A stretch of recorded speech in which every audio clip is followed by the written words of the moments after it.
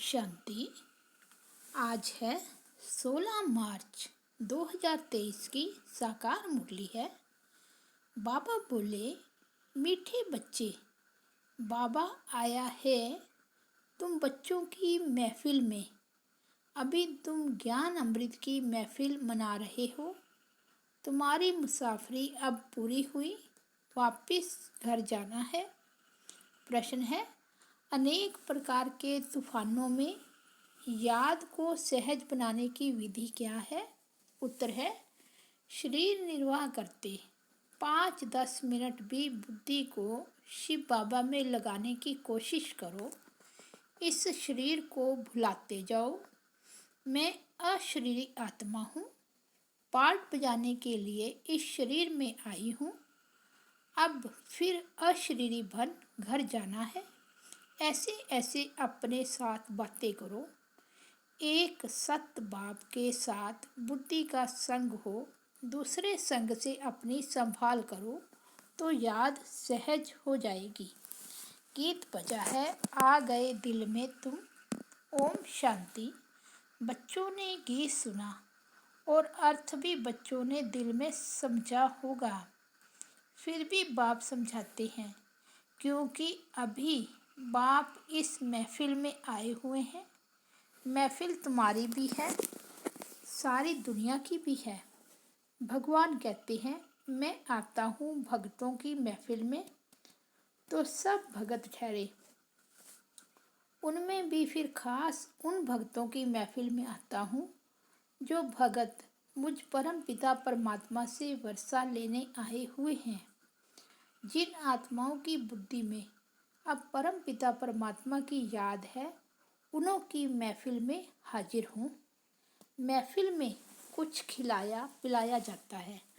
बाप कहते हैं, तुम बच्चों को ज्ञान अमृत की महफिल करा रहा हूँ। जो आकर बाप के बने हैं वे समझते हैं बाबा आया हुआ है हमारी इस महफिल में। फिर नंबरवार सबको वापस ले जाएंगे। खास तुम बच्चों की महफिल है, आम सबकी है। जहाँ बाप होगा वहाँ हम बच्चे भी होंगे। बाप कहते हैं, हम भी अशरीरी हैं। तुम भी जब अशरीरी थे तो मेरे पास थे। याद दिलाते हैं 5000 वर्ष हुए। लॉन्ग लॉन्ग अगो कहते हैं ना। 5000 वर्ष से बड़ी मुसाफरी होती नहीं। भारतवासी बच्चे यह भूले हुए हैं कि शिव भगवान कब आए थे। उनकी जयंती मनाते रहते हैं, कहते हैं आए थे जरूर, लॉन्ग लॉन्ग एगो। परंतु कब आए थे यह कोई को पता नहीं। कोई कहेंगे लाखों वर्ष हुए, कोई क्या कहेंगे। एक्यूरेट तो कोई को पता नहीं है, यह तो बाप ही बता सकते हैं। कहते हैं बच्चे, 5000 वर्ष पहले भी हम तुम बच्चों के पास इस महफिल में आया था। दुनिया में शिव जयंती तो मनाते हैं। उसी दिन उनमें जाकर पूछो कि बताओ इनको कितने वर्ष हुए। गांधी की जयंती मनाएंगे तो झट बता देंगे कि इतने वर्ष हुए। शिव का कोई को पता नहीं, बता नहीं सकेंगे। परंतु तुम बच्चे जानते हो, शिव को तो बहुत समय हुआ जबकि आया था। वह तो कुछ भी जानते नहीं। कहते हैं जन्म मरण रहते हैं, नाम रूप से न्यारा है। अरे नाम रूप से न्यारा है तो फिर जयंती किसकी मनाते हो? तो नाम रूप से न्यारा हो नहीं सकता। जरूर भारत में ही आया था, तब तो जयंती मनाते हैं ना। फिर नाम रूप से न्यारा कैसे कहते हो? याद करते हो, परंतु वह कब आया था? जरूर भक्ति का समय जब पूरा होगा तब भगवान को घर बैठे आना पड़े। भगवान किस रूप में आते हैं यह कोई भी नहीं जानते। बड़ा चतुराई से कोई से पूछना है और फिर समझाना है। भगवान तो है निराकार। तुम उनकी पूजा करते हो, कहते हो हे परमात्मा, हे भगवान। उनको कोई देवता नहीं कहेंगे।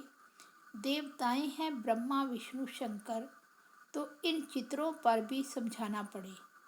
तुम शिव के मंदिर में जाएंगे तो उनसे पूछेंगे यह कब आए थे, कैसे आए। निराकारी दुनिया से तो सब आते हैं।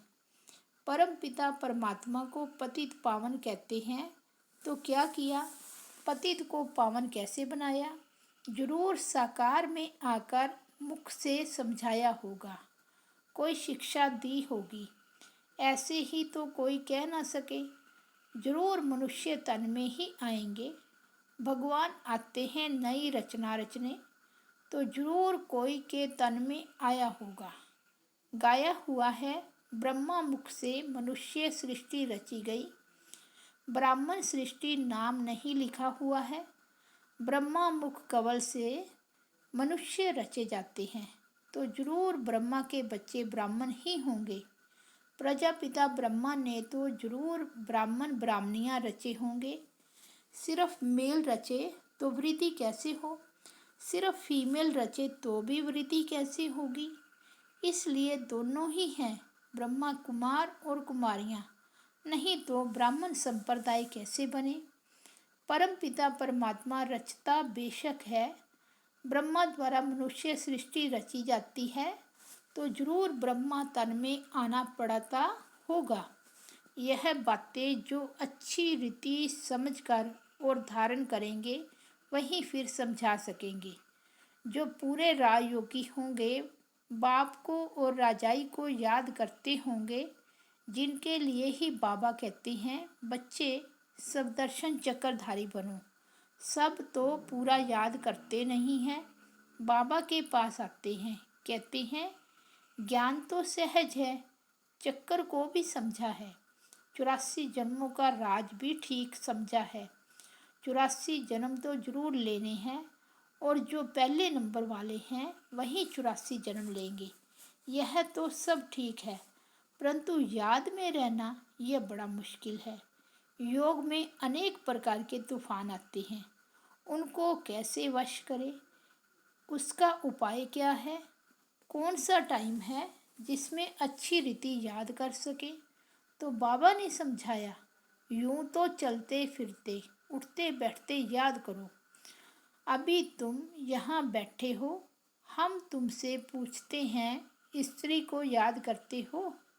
अब नाम स्त्री का सुना और झट बुद्धि भागी स्त्री की तरफ। बुद्धि का काम हो गया ना।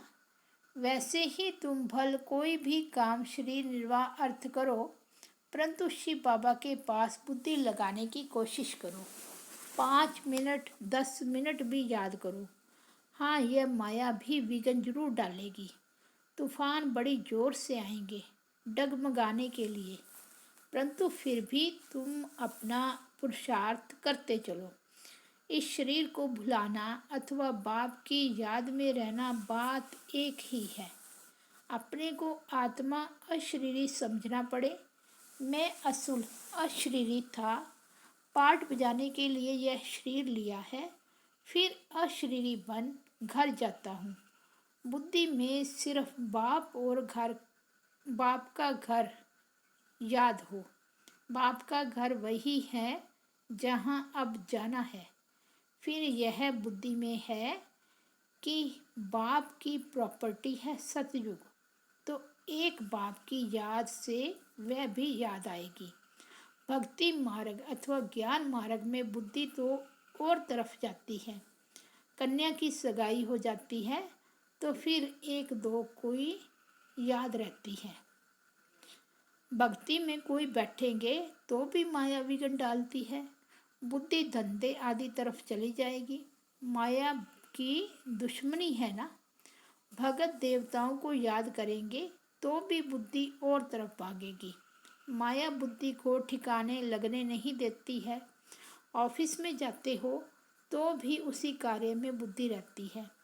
इम्तिहान पास किया तब यह काम करना होता है, इसमें बुद्धि लग जाती है।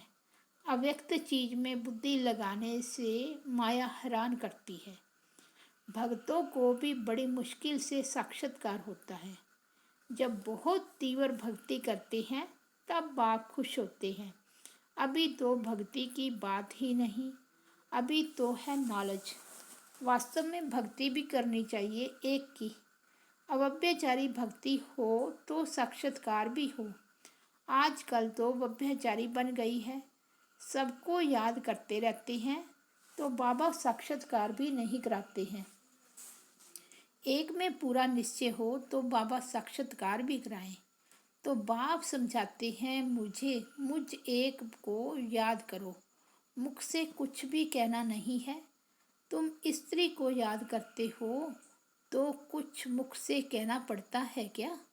ख्याल आया और बुद्धि भाग जाती है। यह बेहद का बाप तो सदा सुख देने वाला है। तो अब तुम्हारी सगाई कराते हैं उस परम पिता परमात्मा से, तो उसको याद करने का प्रयत्न करो। माया तो तूफान लाएगी, सारी दुनिया दुश्मन बनेगी, परंतु बाप को नहीं भूलना।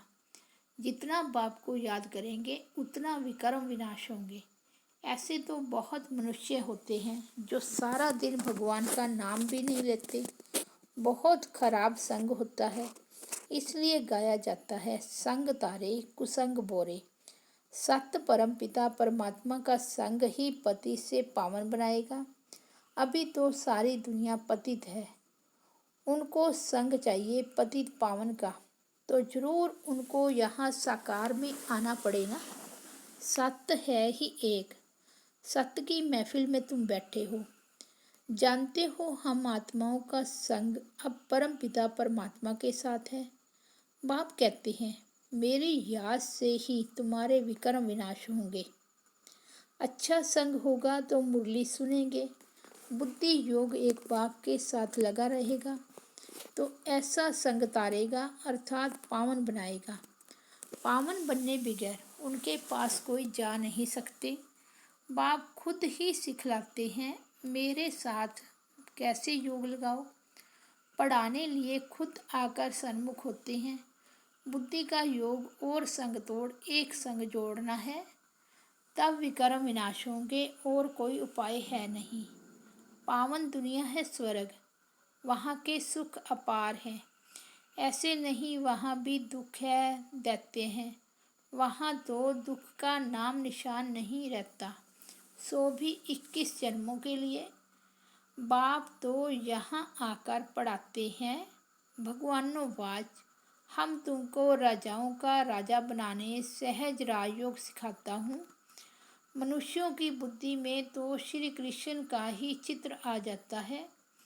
तुम्हारी बुद्धि में है कि हमको पढ़ाने वाला शिव बाबा है, जो ही ज्ञान का सागर है। वही तुम बच्चों को नॉलेज दे रहे हैं।